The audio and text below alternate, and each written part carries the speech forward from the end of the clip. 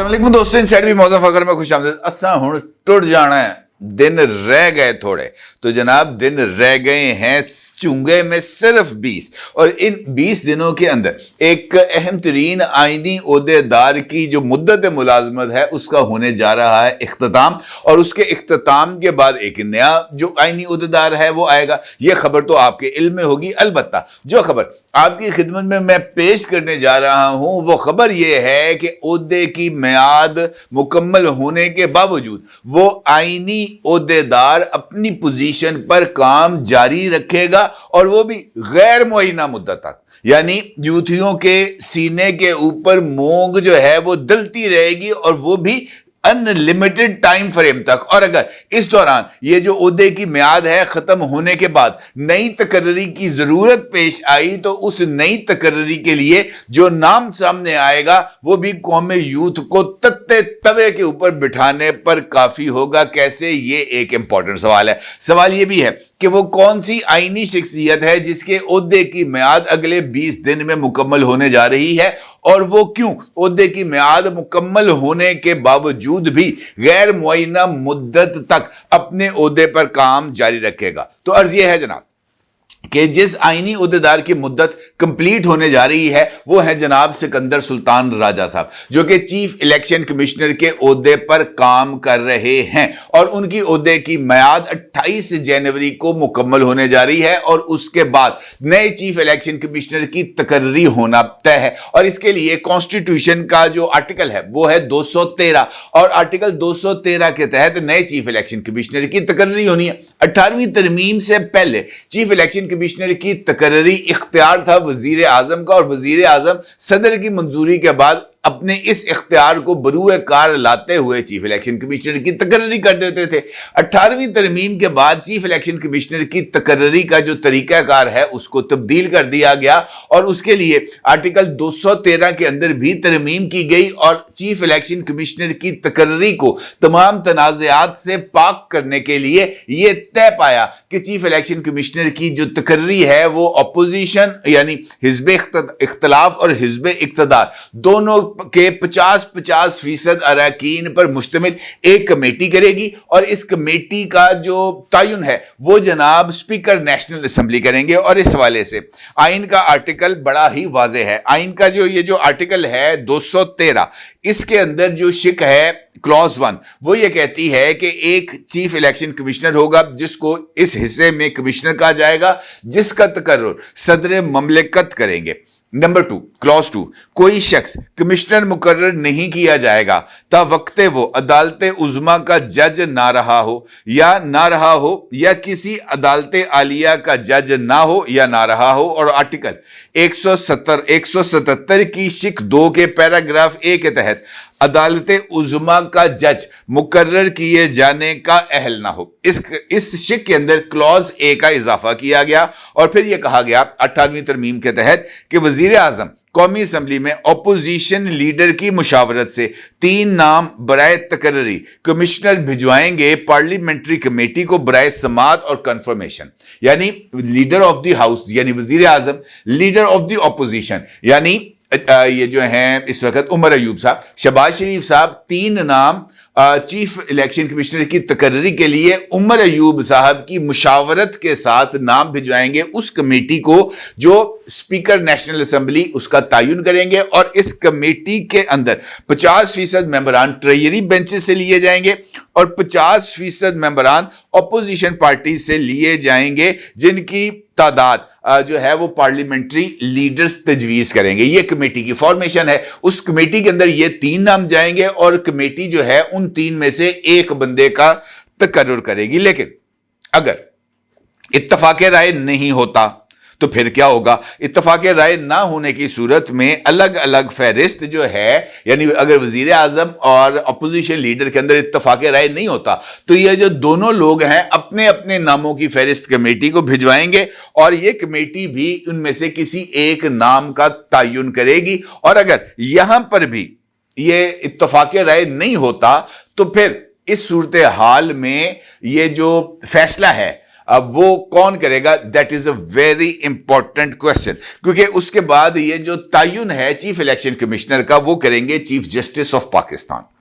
अब इस सूरत हाल में असूलन तो इब्तदाई मरहले का आगाज हो जाना चाहिए था, लेकिन मौजूदा हुकूमत ने एक बारीक वारदात पहले ही डाल दी है और इलेक्शन एक्ट के अंदर तरमीम कर दी है। अब चूंकि इलेक्शन एक्ट में तरमीम कर दी गई है, क्योंकि गवर्नमेंट को इस बात का अंदाजा था कि उनका ये जो चीफ इलेक्शन कमिश्नर की तकर्री के लिए लीडर ऑफ द अपोजिशन से किसी तरह का कोई इत्तफाक राय नहीं हो पाएगा और यह मामला बहुत ही ज्यादा क्वेश्चनेबल रहेगा, लिहाजा इस मकसद के लिए गवर्नमेंट ने इलेक्शन एक्ट के अंदर जो भी तरमीम की है उसके तहत ओहदे की मियाद खत्म होने के बावजूद भी मौजूदा चीफ इलेक्शन कमिश्नर अपने फराइज जारी रखेंगे उस वक्त तक जब तक नए चीफ इलेक्शन कमिश्नर की तकर्री नहीं हो जाती। अब इस क्लॉज को शामिल करने का मकसद ये जो एक बहरान आना था उस बहरान को ओवरकम करना था।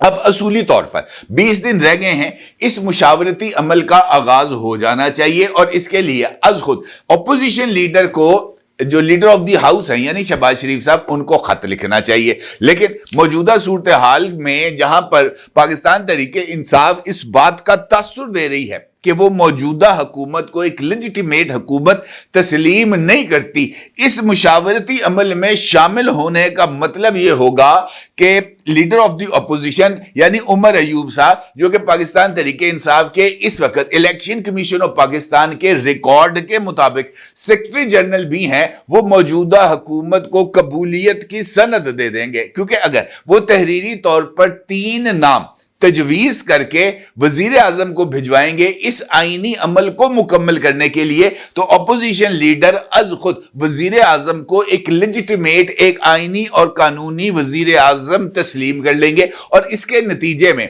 पाकिस्तान तहरीक इंसाफ का वो बयानिया जो कि फॉर्म 45 और फॉर्म 47 की बुनियाद पर खड़ा किया गया है और उस बयानिए पर इस बात के लिए काफी हद तक जोर लगाया गया है कि ये एक इलेजिटिमेट गवर्नमेंट है और ये एक इलेजिटिमेट गवर्नमेंट एक इलेजिटिमेट इंतखाबात के नतीजे में वजूद में आई है, जिसको रिगिंग करके अक्सरियत को अकलियत में तब्दील किया गया। पाकिस्तान तहरीक इंसाफ अपने हाथों से इस बयानिए को कर देगी दबरदूस। अब अगर इस सूरत हाल को आगे बढ़ाया जाए तो फिर भी मामला पाकिस्तान तहरीक इंसाफ के हाथ में नहीं रहेगा। 3 बंदे अपोजिशन लीडर भेजेंगे, 3 नाम भेजेंगे वजीर आजम साहब, ये दोनों इब्तदाई तौर पर अपने अपने 3 नामों का तबादला करेंगे और अगर उन 6 नामों में से 3 नामों को शॉर्टलिस्ट कर लिया जाएगा तो फिर ये 3 नाम कानूनी तरीके में ये जो लीडर ऑफ द अपोजिशन है उनकी तरफ से मौजूदा गवर्नमेंट को संदे कबूलियत मिलने के बाद ये जो इत्तफाक राय से 6 नामों में से 3 नाम शॉर्टलिस्ट किए गए थे, ये 3 नाम चले जाएंगे आर्टिकल 213 के तहत कमेटी के पास और ये कमेटी जो बनाई जाएगी पार्लियामेंट्री कमेटी, उसकी जो हद है उसका भी तयन कर दिया गया है, वो 12 नामों पर मुश्तमिल होगी। और इस अपोजिशन कमेटी के अंदर जहां पर पाकिस्तान तहरीक इंसाफ अल मरूफ सुन्नी इत्तेहाद काउंसिल के अरकान मौजूद होंगे, वहीं पर JUI के अरकान भी मौजूद होंगे, वहीं पर जो दीगर अपोजिशन जमातें हैं जिनमें नेशनल पार्टी है, जिसमें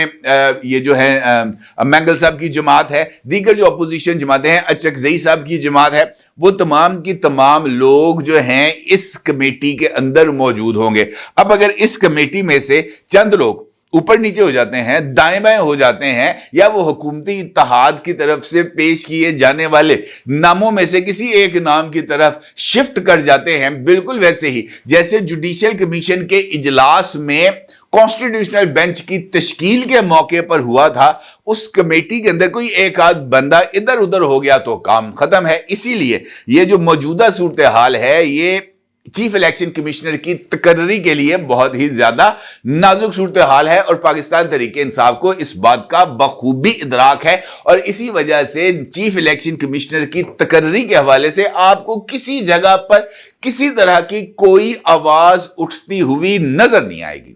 आपने देखा किसी जगह पर कोई आवाज उठ रही हो, किसी चैनल के ऊपर इस तरह की कोई खबर चल रही हो, किसी जगह पर कोई टॉक शो के अंदर इस बारे में बातचीत हो रही हो, नहीं होगी। ये जानबूझ के बाय डिजाइन सूरत हाल को